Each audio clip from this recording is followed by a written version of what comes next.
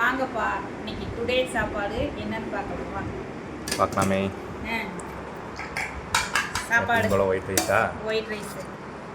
Night chapati idli dosa எல்லாமே சாப்பிட்றீங்க தானே? கரெக்டு தான். அப்புறம் மத்தியானத்துக்கு தானே மெயின் சாப்பாடு.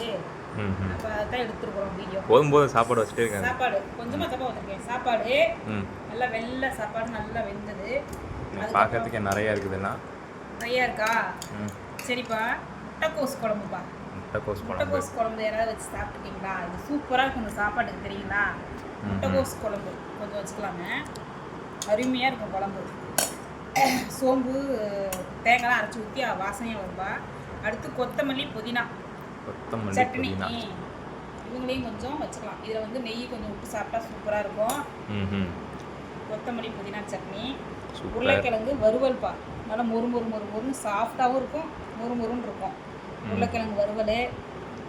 அதுக்கப்புறம் வந்து பார்த்தீங்கன்னா மசாலா எக். இன்னைக்கு ஆமாம், masala egg super. Masala egg ப்ளைனாக சாப்பிட்டு போர் அடிச்சிச்சு, அதனால மசாலா எக்கு. அப்புறம் வந்து பார்த்தீங்கன்னா மோர். வெயில் அமர்ந்த மாதிரி அமர்ந்துச்சுப்பா, ஆரம்பிச்சிருச்சு மறுபடியும் வெயில், அதனால் மோர். அப்புறம் நல்லா கட்டி தயிர் பசும்பாலில்.